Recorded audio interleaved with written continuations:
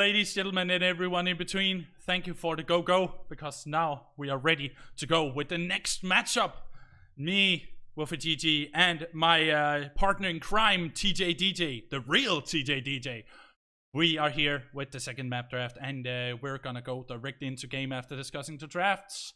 But, TJ, we're going to have some very unconventional bans here, especially one of them. ID has banned the fish market, and Fade banned the stone keep. Unconventional. It is a bit. So fish market, I'm not sure about this ban. I don't know what to make of it. Like fish market, we've not seen yet in the MLL. Stone keep definitely, but I'm guessing this. I would expect this is more of a respect ban. Possibly there are some things about scrims that obviously we don't know about, or they know that they have a particular game plan. I don't know. I can't really think of a particular reason for banning fish markets. No, not really, but it can be a respect ban, as you mentioned. And the picks for game 1 and 2 are going to be Frog Isle and Bright Mars. So without any further ado, let's actually look at the draft for game number 1 here with the Fate versus ID. Can you get us through ID's draft? Going through ID's draft, certainly. So ID are going to be on red side. So they have, damn it, they've not organized this properly. So I can't tell you the bans, but I can tell you what champions have been picked. So we've got Willow, Inara, Makoa, Zin, and Furia have all been locked in for the side of ID. What's happening on Fate with it? Well, aside from the bans here, we have the Torvald and the Strix band here for Fate Esports, and that's definitely good bans considering that ID banned the Kinessa and Drogos for the overall pressure here on Frog Isle. But the picks for Fate is Khan, Cassie, Ying, Lian, and Ash, and Khan and Ash together, ouch. What? That's some very extreme, hard, high priority picks going through here. Welcome to CC City, boys and girls, population, whoever is unfortunate to get in the way of that frontline combination. Yeah, it's just like, let's turn that CC down a bit. Yeah, let's just remove it, turn it down a notch. Turn down for what? Yeah, exactly. But we will actually just sync up real quick. And then we will be right there with game number 1 between Fate and Infected Dragons.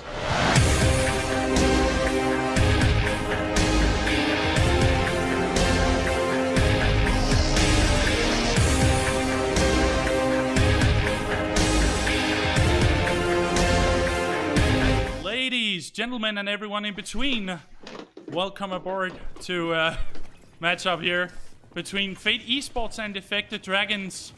Let's go through to the rosters. Over on the side of Fate, we have Andromius playing the Firing Line Khan, /Wine on the Impulse Cassie, Chubby Plum on the Life Exchanging, Bloxer not picking a talent yet, but it's Lian and Fortress Breaker on the Ash by Lentry. On the side of Infected Dragons, on this red side, you have Luds 13 with the Nightshade Willow. We always have arguments about how to pronounce this name, but originally playing the Mother's Race Inara, Kakpro with Leviathan Makoa. We are seeing another Zin. It's Bonan Totti playing the Yomi Zin, and Yegix with that Solar Blessing Furia. I will get that name wrong every single time I cast these games, just to let you know. Just call him Jagex? No, not yet. Not Yegix. Inara. How are we doing this? Oh, Ojili. Okay, oh my god, we still have that one. Okay, now I remember. Got... Ah, man. But yeah, we have a pause here, unpaused already, so we will get into the game very, very soon. So let's just go here with Fate Esports versus Infected Dragons. Game number 1 here on Frog Isle here in Magistrates Legacy League, week number 2. And /Wine is already in trouble. Very low and not in a position to fight. Lentry as well, covered in the backline. We have Bloxer trying his very hardest to push a little bit onto the point, but it does look to be that Infected Dragons have a consistent teamwork going on here. Yeah, no team's really committing to a push so far, but that plays all right for Infected Dragons. They already have they've got 96% on a point with almost very little in the way of a contest here. But Bloxer is able to get a kill onto support, so Fate should be able to push up here. But it is return killed with Odromius and Bloxer both falling to the Inara and the Willow respectively. So, but even with this happening, Fate have got point control for now. Tempo advantage is in their favor. There is the scout here from Slashwine to see if he can get a hold on to a few targets.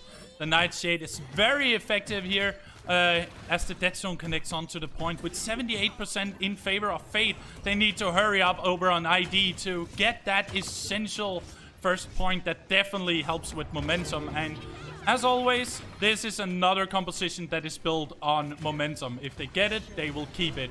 But Fate doing a very brilliant effort of holding on to the point. They're holding the line as Toto once sung. And with a seismic crash here from Ojali, it's only a matter of time before he will be healed up, and it just does happen. Ojali is surviving.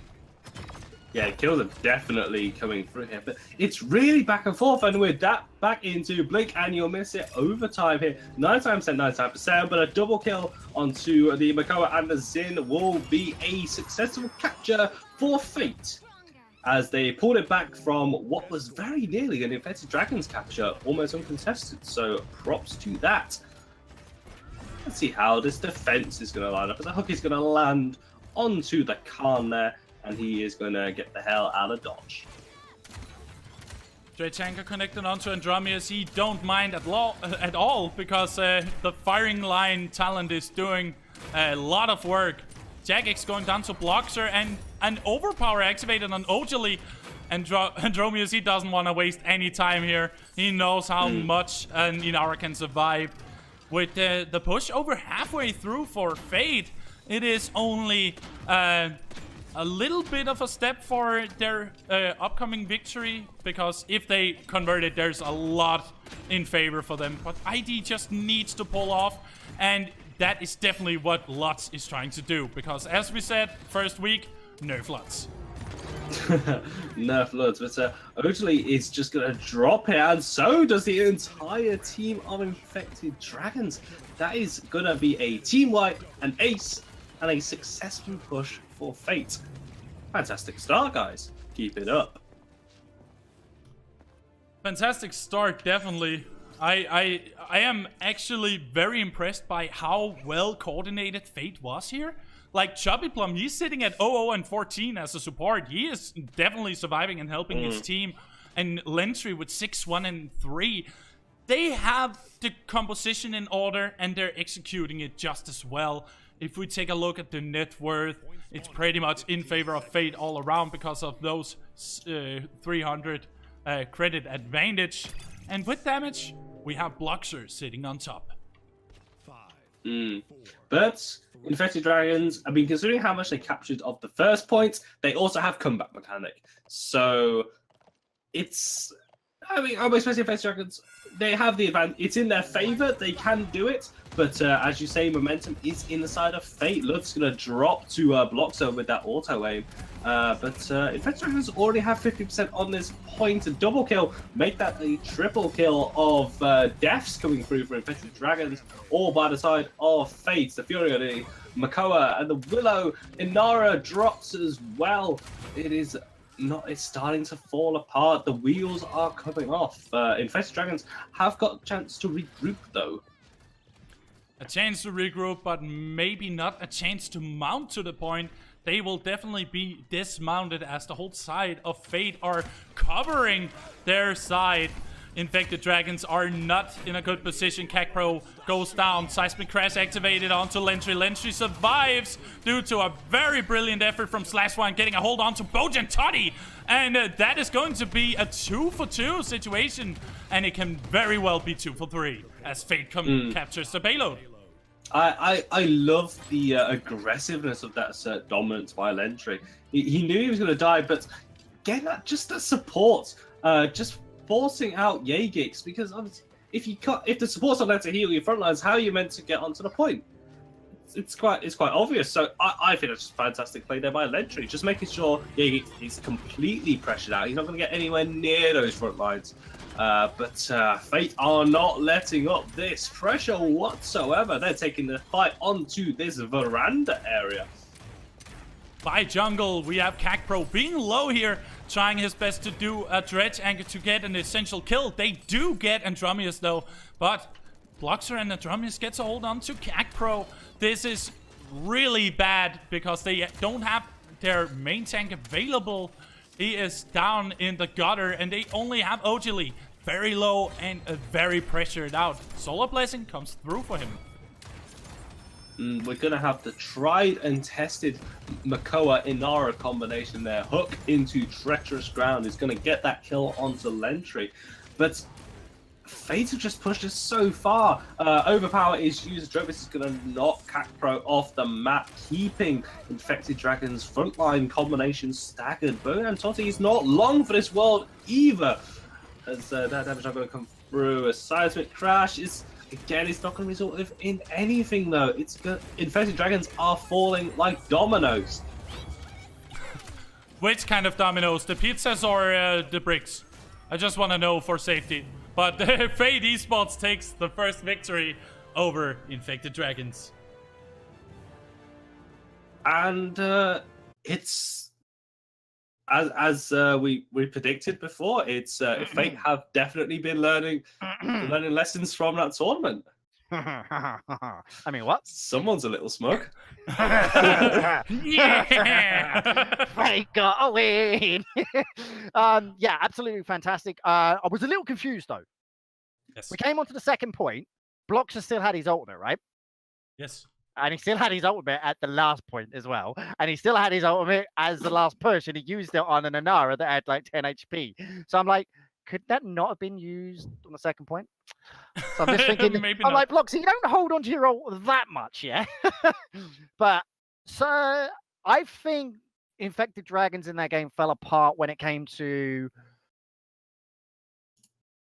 applying the correct pressure in the right scenario, right? So what I mean by that is the scenario part, right? We'll start from a minute, right? So the scenarios where they were pushing up on stage and they didn't have anything to go by, right? Rather than dropping down, they tried to apply more pressure and they got picked off one by one, and then Fate just steamrolled them from there.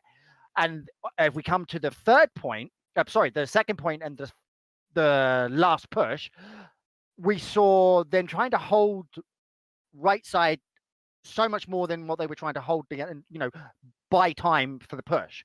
So we saw the Makoa get pushed off twice in one push. Yeah. So I'm thinking to myself, well, why not actually group and push the Khan?